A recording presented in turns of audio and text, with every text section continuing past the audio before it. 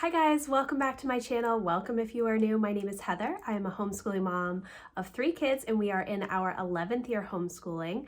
I'm also the owner and author behind townsendhouse.com, where I help you implement systems and strategies in order to overcome the chaos and cultivate simplicity in your home and homeschool.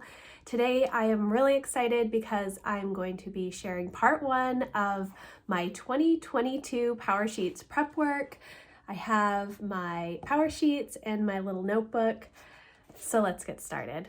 Goal setting to me is a super personal endeavor. It's something that I love to do. I've been sharing about my goals on my website since I think 2012. I would have to go back and look to make sure, but I would have a week in January where I would call it Goals Week, and I would share all of the things relating to home and homeschool and family and homesteading, crafty type things. And I loved it. And so about 6 years ago, I think 7 years ago, I learned about PowerSheets, and I have not stopped using PowerSheets since I first found them. This will be my 2nd year sharing my prep work. I will leave a link in the description box if you're interested in seeing my 2021 goal series. I did all of my prep work and my goals and monthly videos. There's a whole playlist if you are interested. But first, I want to share some of the things that I use for prep work. So first, obviously, I have my PowerSheets. I got the green cover. This was their anniversary edition, I believe, their 10-year anniversary edition. And then I also have my Erin Condren dual tip markers. I like to color code things. I have not figured out what colors I'm going to use for next year yet. Usually I tend to use the same colors for most things. I have this light blue is like faith. The purple is family. This teal turquoisey color is my business. The green is personal, and this pink is just because I really like this pink color, and sometimes I will use it to offset some of the colors because I'm kind of a blue-green person. And then my last thing is just a little notebook. This is from Cultivate What Matters. You could use any little notebook, a little pocket journal.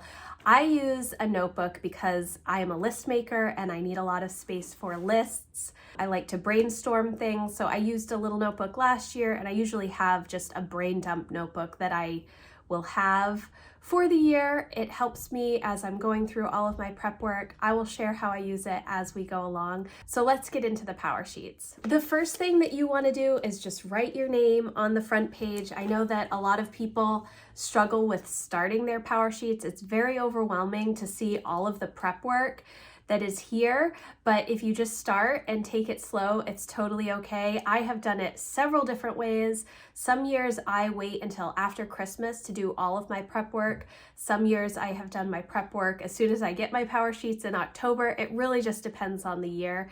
This year, I'm not finished with my prep work. I'm only going to take you, I think, until the Cultivated Life evaluation. That's as far as I've gotten. So it's okay if it takes you a little while. Oftentimes, I will not really fully set my goals until the 2nd week in January.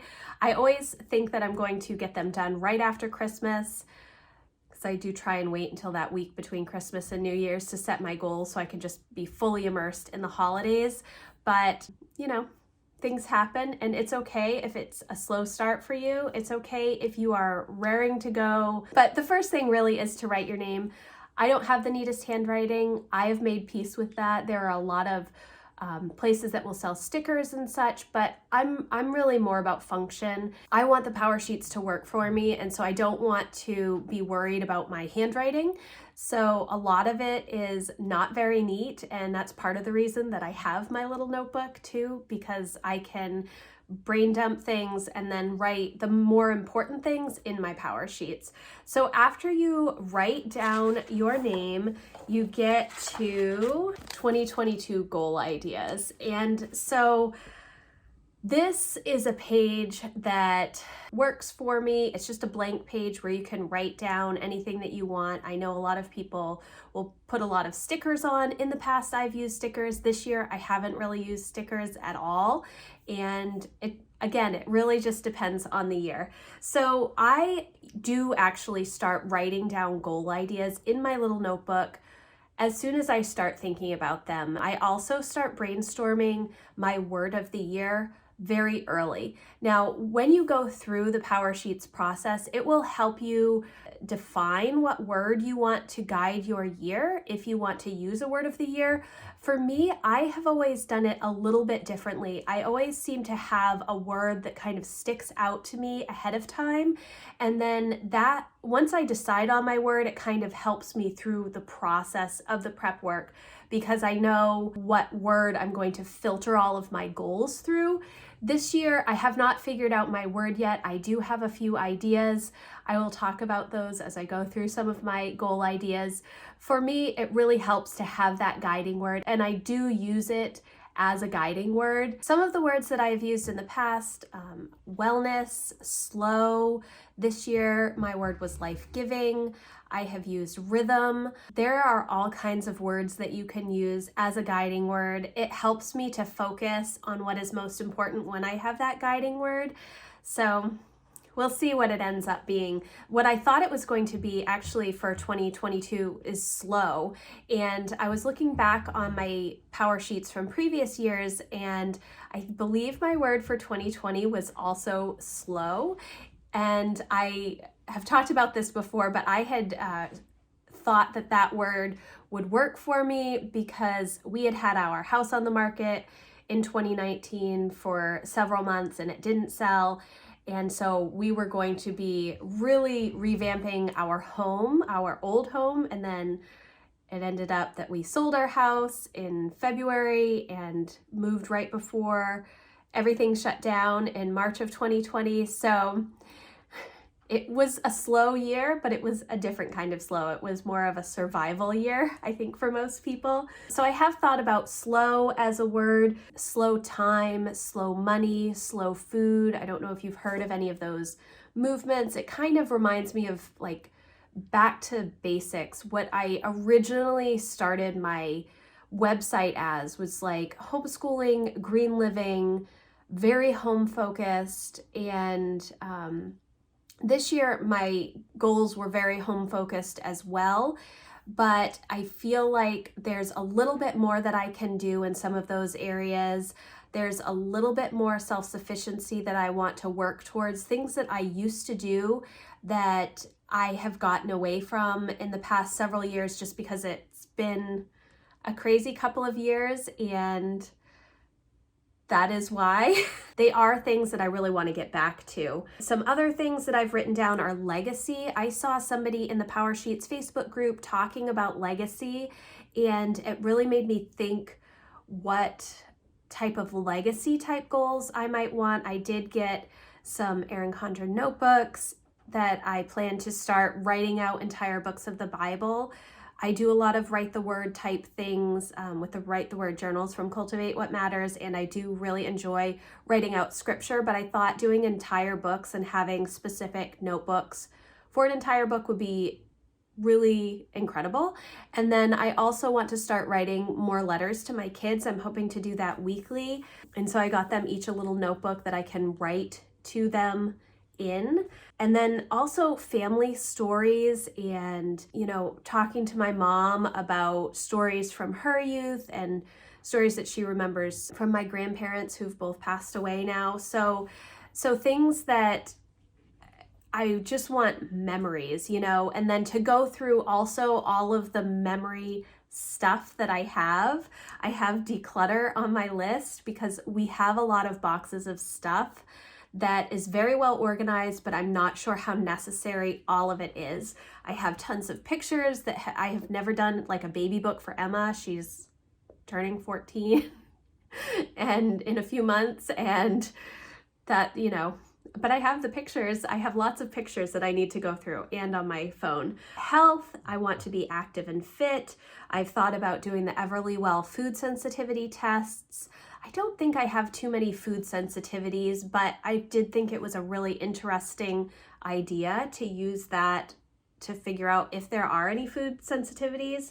And then another word that I was thinking about is live. Just really live my life to the fullest, doing the things that matter most to my family, to me, And sometimes it's easy to get into that monotonous day-to-day stuff. I've felt that a lot this fall with our homeschool and being super busy back and forth to the middle school for band for my two oldest. It has been a huge struggle for us. We have gotten it done and we've been very efficient with our time, but it doesn't leave a lot of room for living because we're just trying to get to the next thing, and I don't like living that way. So that is another thing that I've thought about. Townsend House, my website, I have a whole lot of goals related to Townsend House. A lot of things that are going to be carryovers from this year, like working through all of my old blog posts. I have like 1,700 blog posts that need to be reorganized or delete old things. I've been writing since 2011 when my kids were really, really little. Some of it is just old school blog diary type entries where I was just trying to manage my days and move through my life and try and find some encouragement through other blogs as well as encourage the readers of my website. It was crazy to look back at some of those. Like, I don't want to delete them because there's so much of life in them, the hard days, the good days. So, but it is something that I really need to work through. I have like hundreds of recipes on my website that don't even have pictures because it just wasn't a thing. It was just, I'm going to throw out my muffin recipe. Here it is. So lots of Townsend House goals. Homeschool, I always have new homeschool goals. And as Emma is moving into more high school level stuff, a big thing is high school transcripts and working through all of that, trying to put her on the path that she really desires for the future. It's a little crazy. I have a lot of money goals, learning and reading. And so what I really do is I just make a bunch of lists. I write questions if I have questions that I want to evaluate more. This is just an ideas page. It doesn't mean that I'm going to do everything on this page. It doesn't even mean that everything that I want to do is on this page. This is really just to get you focused on what you think you want to do. Now, one thing that I have talked a lot about in the past couple of weeks of my vlogs is stretch goals. I read the book, Do It Scared by Ruth Soukup. I think it came out in 2018 or 2019.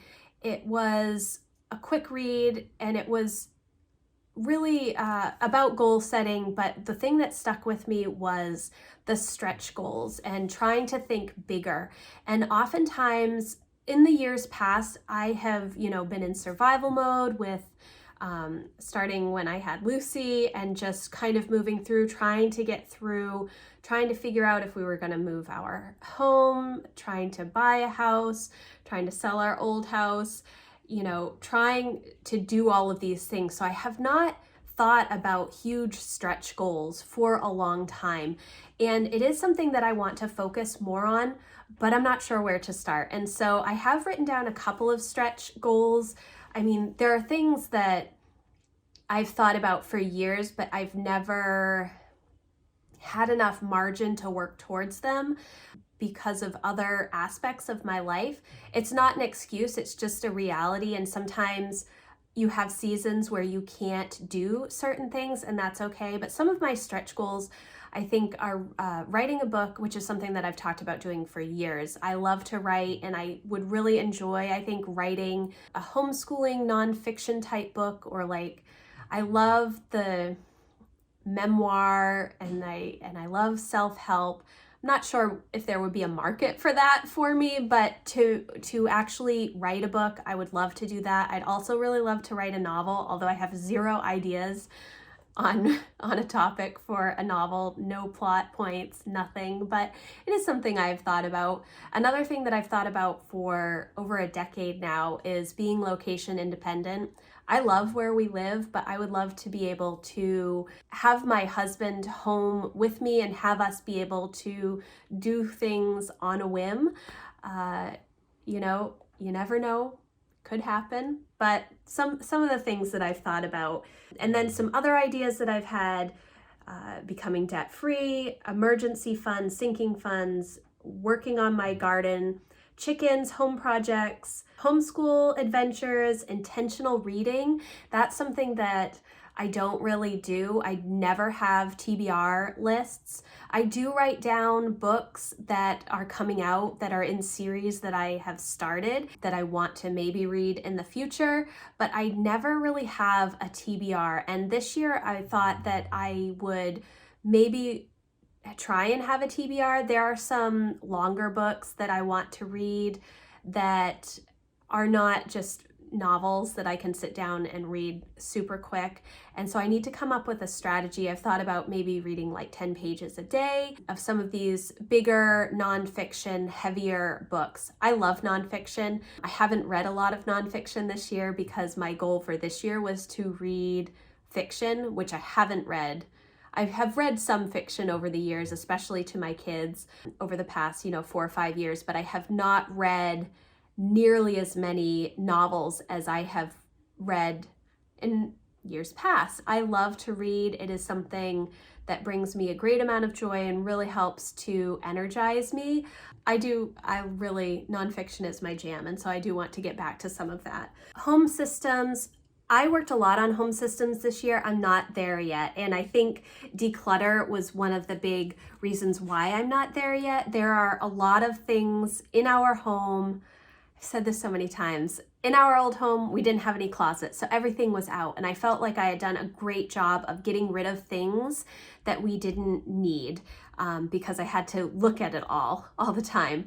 But in this house, I have a lot of closets and I have a lot of space to store things. So everything is organized, but I still feel like we have a lot of stuff. And also because Lucy is 7 now, she's grown out of a lot of the little kid toys and things that need to be donated and given to other families, and clothes that I've saved since Emma was little. So there's a lot of stuff that we could go through and pare down. And I think that I need to do that. I really feel the desire to pare down on things. We have a lot of homeschool related stuff, but it's really time for me to pack up some of the pre-K, kindergarten books and activities and things. And I need to really figure out if I'm going to save a lot of that stuff for the future or if I'm going to get rid of it. So that is something else that I need to work on, home systems. Kids and money is another thing. Emma has done the Dave Ramsey Foundations in Personal Finance. I think that's what it's called. We have used the Financial Peace Junior when Emma and Jack were really little. It's something that I want to do with Lucy. I think I talked about this actually last year as well. It did not happen for 2021, I mean. And it is something that I want to work on a little bit more. I want to get back to a better Sabbath routine. I was in a really good Sabbath routine in 2018, 2019, and even 2020 to an extent, but it's been off lately. And part of that is because we've been so busy over the past 5 or 6 months that Sunday becomes a work day for me, and not all the time, but a lot of the time it has become a work day, and it's not my favorite thing. So I really want to have Sunday be a day of rest, a day of family where we can sit back. Sometimes it's easier for me to do that in the winter months because it's cold. We do a lot of puzzles, a lot of hygge type things, lots of candles, reading books at night, after dinner with the kids. Those are things that make it easier for me to slow down, and Sundays tend to be a little bit slower because of that. We'll see how it goes. I'm not sure. Again, these are just ideas, and that's the most important part, to really just write down anything. Anything that you can think of is good. I do have some questions that I've written down that I want to consider more. What is most important? Why do I want to slow down? Homeschool kids learn, growing our skills, preparedness, back to basics. Where do we want to end up? What do I want to fill my days with? It's okay to live a life that I love, even though it may look different to other people. Loving myself, implementing systems to free up time in my home. These are just things that I want to think about. And granted, where do we want to end up? That's another question that will be answered as you go through your prep work, but it's something that I'm thinking about now already before I even start. So those are kind of my goal ideas. Is it everything? No, and there are definitely going to be more ideas that I'm writing in my notebook as I go through. And so what I do with my notebook is, well, first I have like just brain dump pages where I just write down anything. But then what I do is I start writing areas of my life or big picture things that I want to work on. And then underneath those titles, I will just bullet all of the things that I can think of. If I'm going to write down, home, I will write down all of the projects that I want to work on and all of the things that I'm hoping to do, so it's kind of just a broad range. And I do that because I look at lists and it works for me. I did this last year. I was able to accomplish about 95% of what I had put on my list at the beginning of 2021. And it helps me. So that's why I use that notebook. It also helps because I can think of tasks. I kind of work backwards. I think of my big picture, and then I think of the smaller areas, and then within those small areas, are there steps to get to that bigger picture? So that's kind of how I work my goals process, and it just gives me a little bit more space to work on things. The next page is this: comparison isn't just the thief of joy, it's the thief of everything. I talked about this in a vlog last week, where I don't have a lot of struggle with comparison anymore. I have in the past, but it's never been something that I've struggled a whole lot with. And it relates to life experiences that I've had in the past, and realizing that I am my own person and it's okay for me to be off the beaten path. I'm not looking for somebody else to replicate my life, and I'm not looking to replicate somebody else's life. So I really don't struggle with this comparison. I know that a lot of people do. I know that people will go onto Instagram and it's really hard to not see what somebody else has and want that for yourself. I look at Instagram differently. I look at things and they give me ideas of things I may want to work on, but I do it in my own way. I have learned about myself over the many years. I've done all like the personality things, and I really like to be different. I really like to live off the beaten path. I tend to do things kind of the hard way, and it's okay with me, and I enjoy it. So comparison isn't something that I struggle with. If it is something that you struggle with, I would just encourage you to really look deep down at you as a person and think about the positivity that you have in your own life. I should have said this at the beginning, actually, but when I start my PowerSheets, I really need to be in the right frame of mind, because if I'm not, this comparison page would be full of all kinds of things.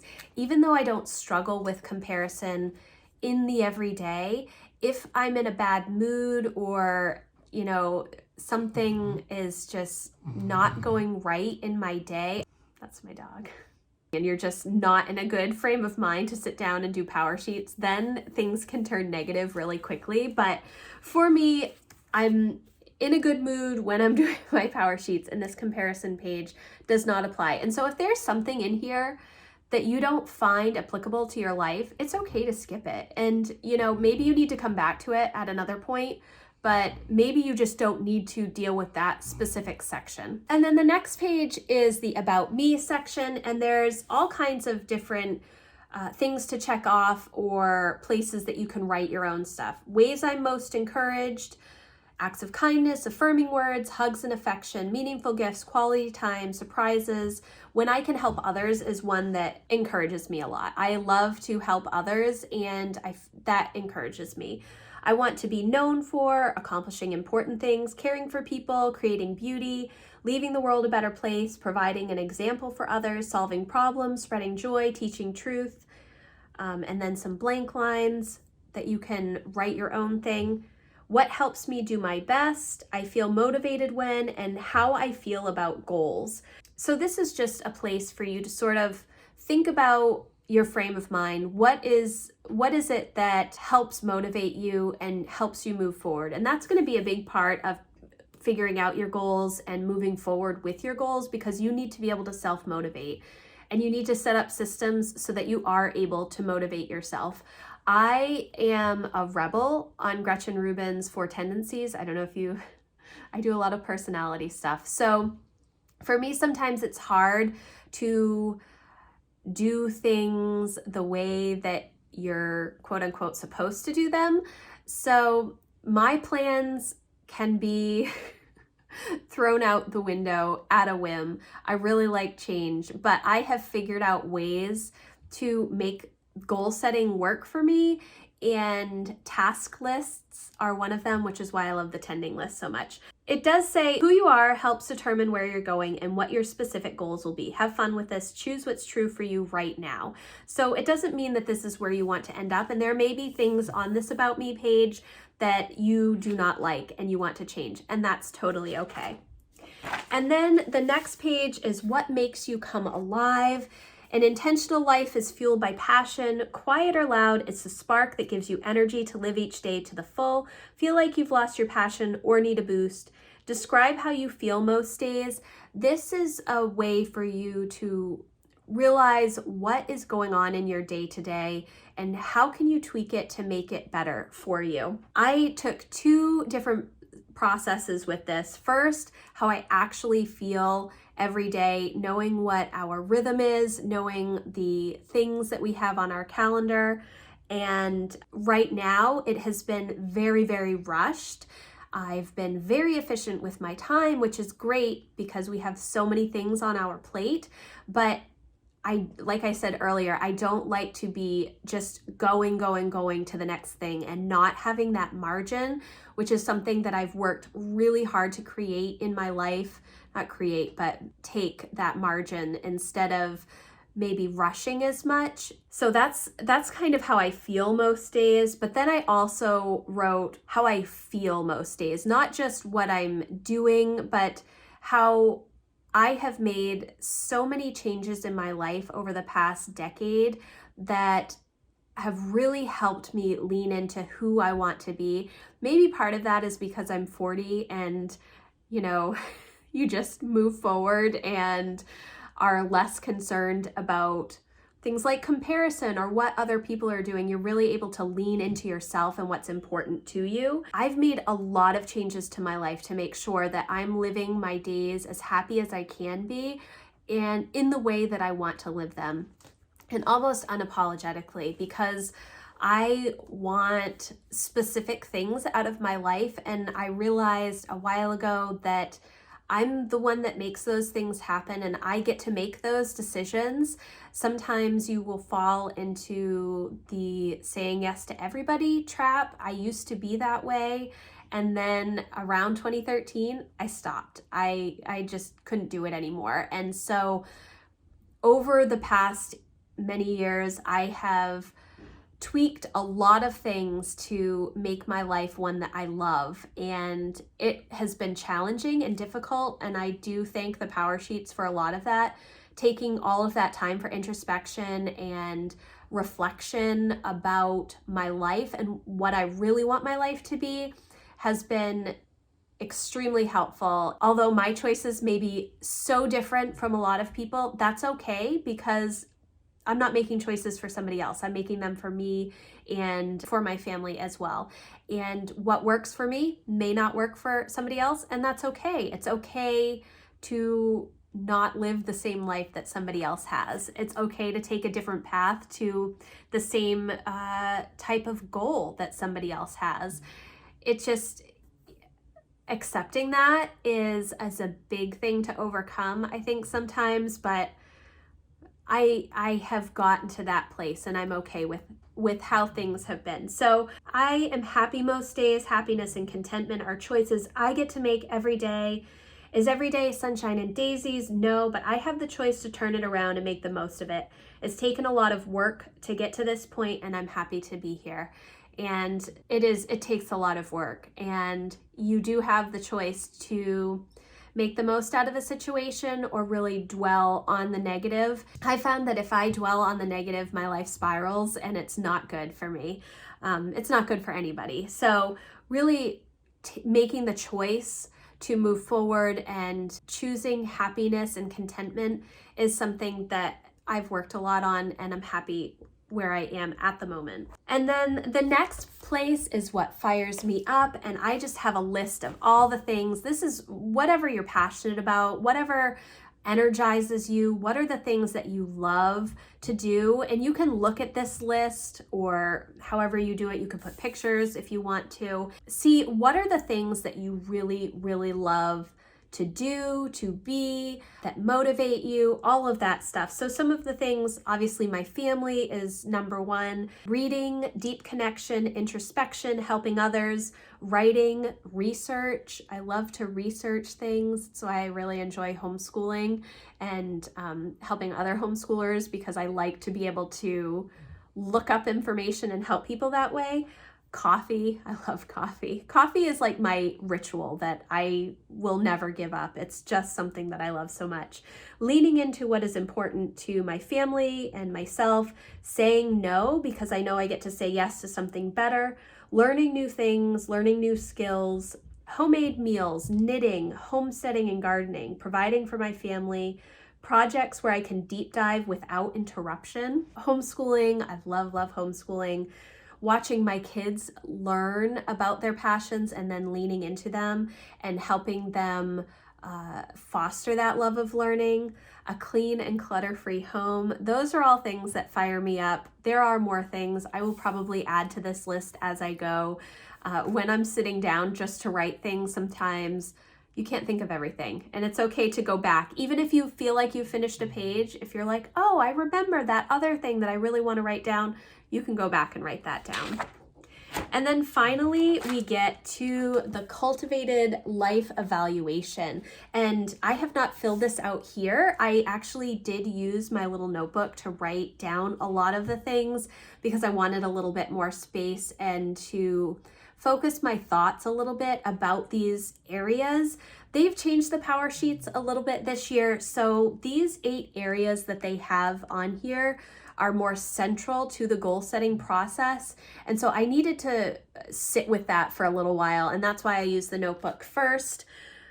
The 8 areas are health and wellness, friends, focal relationship, which usually is like your spouse, family, finances, spiritual and personal growth, work and learning, and recreation.